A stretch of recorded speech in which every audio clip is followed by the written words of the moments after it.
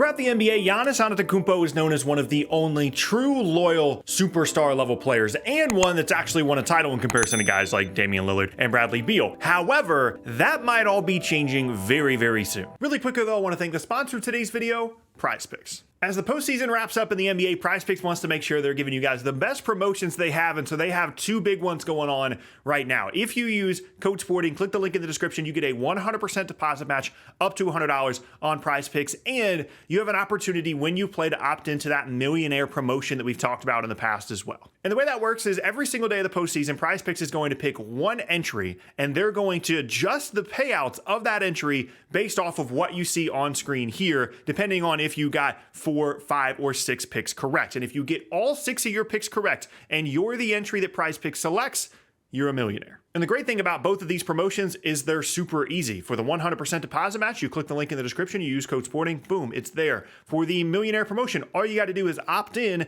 as you play Prize Picks like normally. And of course, all you got to do on Prize Picks is you go through and it's you against the numbers. You go on the site, you pick more or less for between 2 and 6 selections, depending on what you think is going to happen in a given game. It doesn't have to be basketball. That's what the biggest deal is right now going on, but you could do baseball, you could do a variety of different things all on the same night on different nights. And if you get these picks correct, more or less on these numbers you see behind me, you win some cash, and you could win that millionaire promotion as well. So if you want to get started on Prize Picks today, you can use that 100% deposit match up to $100 when you use code SPORTING to get started with Prize Picks today. Prize Picks is available in over 30 states. You must be 19 and older to play, and age restrictions vary by state. And please play responsibly. Hope you guys have a great time with Prize Picks, and thank you again to Prize Picks for sponsoring this video. Now you might be wondering, why in the world would Giannis risk leaving a Milwaukee team that was the 1 seed this year despite losing in the first round, that clearly has a great team around them, they have a chance to continue to win titles, and he said himself that winning titles the way that he won his, where he stayed in Milwaukee, was loyal to the team, means more to him than if he went to another team. And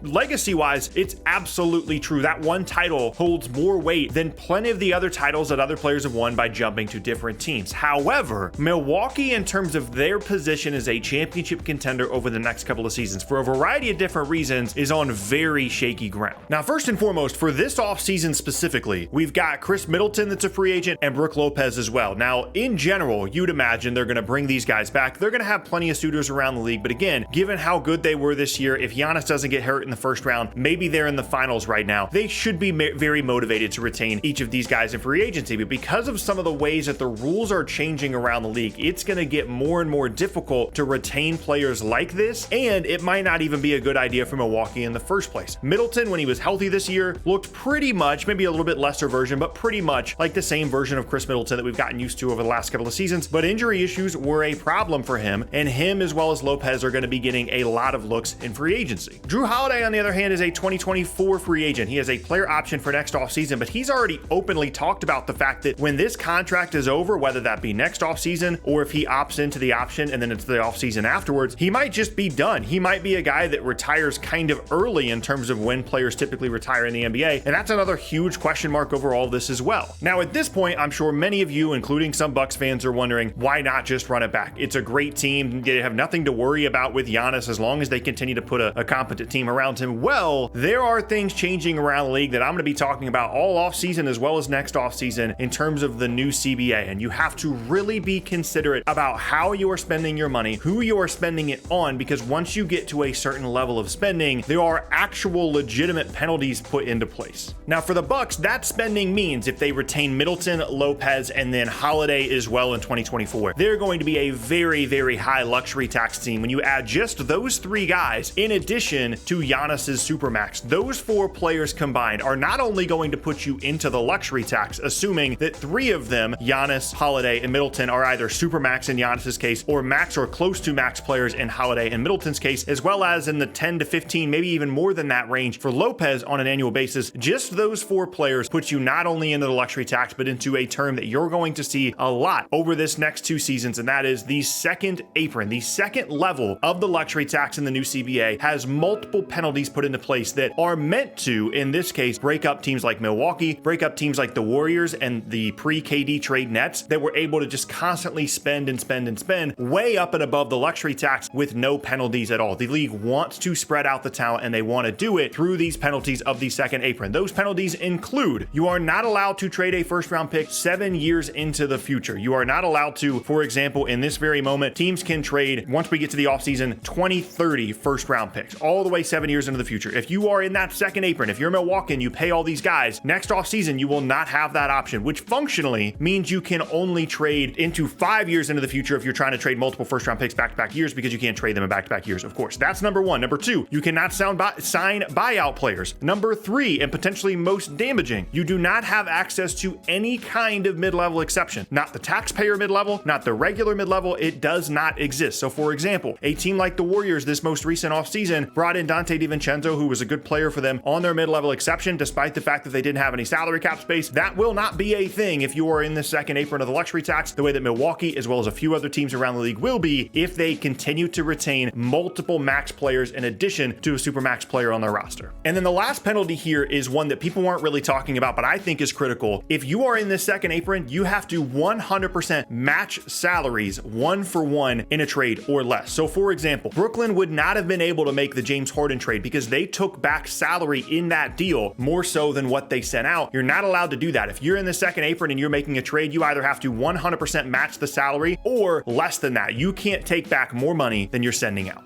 Okay, so all of that was very detailed, right? We've gone over all the different penalties. Why does this matter to Milwaukee? Why is this even remotely relevant to their situation and then to Giannis specifically? Well, it's pretty easy to see that if you're talking about a Middleton max, a Holiday max, and a significant number for Lopez, you're already going to be in that second apron territory. And what that means is you have those four guys and the rest of the roster, with the exception of players that are already there, or if you draft someone in the first round or the second round, the rest of the roster are minimum contract guys. So you are going to be working with a situation where it just an unbelievable amount or lack of amount of depth. Like the rest of your roster outside of those main four guys is going to be pretty awful when you're talking about just minimum salary players. And I'm not certain that that group of four, despite how good they were this year, moving forward in the future, one, is going to be on the same level of what they were this most recent year as they age, but two, is going to be good enough to continue to surround Giannis with a championship level group. And if you get to that point where he's looking around and Chris Middleton's making $35 million a year and he's only playing 40 games a year, and Drew Holiday retires and Brook Lopez is having back issues again, and suddenly they can't sign anybody else. You can't bring in anybody other than minimum contract guys. And Giannis is looking around like, what are we doing here? What happened to this core that we won a title with? And you might think it's dramatic. You might think it's dramatic, think, okay, well, this is a next year thing. This is a CBA issue for the following season. And, you know, Giannis is the loyal guy. He's not going to worry about it. I generally would agree with you. But at some point, he's going to want a new contract. It's going to be absolutely massive. And at some point, Milwaukee's going to have to look at how can we best build a roster around Giannis with these new rules in place that has a long-term future. And to me, that means that they're going to have to start picking between Middleton, Lopez this offseason, and potentially Drew Holiday next offseason. Primarily, that probably means no Lopez this year. And then depending on what the Middleton and Holiday number is combined, you're probably going to be fine and still be able to fill out the roster at least a little bit. But that assumes that each of those guys are going to continue to be healthy moving forward as they age and not decline in a massive way, and that they're going to have some way to replace Lopez and what he did at the five, because he's really critical in terms of how well he plays alongside Giannis as well as his defensive capabilities. I say all of that to say Milwaukee is not unique in this, but they do have the most on the line in terms of teams that really need to change and evaluate how their roster is going to look next offseason by looking at what it looks like this offseason already. Prepare, get ahead of it, because if you don't, things could get really dramatic really quickly.